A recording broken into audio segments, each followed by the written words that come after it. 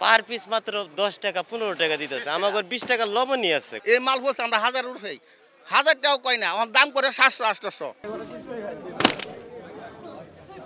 সুনামগঞ্জ থেকে ময়মনসিংহের শম্ভুগঞ্জ বাজারে চামড়া বিক্রি করতে এসেছেন ব্যবসায়ী উজ্জ্বল মিয়া। এতিমখানা আর গ্রাম থেকে ঘুরে ঘুরে কুরবানির পশুর চামড়া কিনে প্রক্রিয়াজাত করে লাভের আশায় আগেভাগে হাটে তুললেও ক্রেতা সংকটে পড়েছেন তিনি। 500 টাকা পিস চামড়া কিনছি, 250 টাকার মতো পাইপ খরচ হয়ে গেছে চামড়া পিছনে। আমি অনেক আশা করে আসছিলাম চামড়াগুলি বিক্রি করলে আমার কিছু লাভ হবে, এখন আমার লুস্কানের পালা হচ্ছে।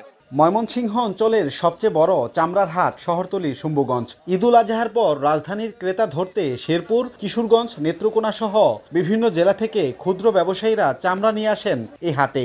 বিক্রেতারা জানান অন্য বছরের চেয়ে এবার ট্যানারি মালিকদের উপস্থিতি অনেক কম। কুরবানি পশুর দাম বাড়লেও দিন দিন কমছে কাঁচা চামড়ার দাম। এ অবস্থায় সরকার এবার চামড়ার দাম নির্ধারণ করে দিলেও সেই দামেও বিক্রি হচ্ছে না লবণযুক্ত কাঁচা চামড়া।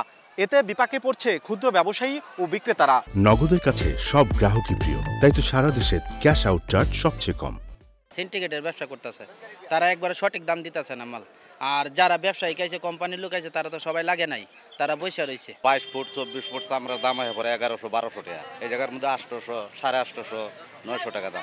আমরা ছোট চামড়া সেটা আমরা কিনতেছি 500-550, যেটা ওভারসাইজ বড় চামড়া সেটা আমরা কিনতেছি 1000-1100। বিক্রির মধ্যেই দরপতন হয় আর কি, যদি বিক্রি হয় তো ভালো, আর বিক্রি না হলে একটু দরপতন ঘটে আর কি। এবার 4 দিনে প্রায় 1,20,000 পিস চামড়া বেচা কেনার সম্ভাবনা রয়েছে। প্রথম দিন প্রায় 2 থেকে 2.5 কোটি টাকা বিক্রির কথা জানিয়েছেন বাজারের ইজারাদার। কুরবানি ঈদ উপলক্ষে 4টা বাজার আমরা প্রায় 1 লক্ষ থেকে 1,20,000 পিস চামড়া কেনা বেচা হবে আশা করতেছি।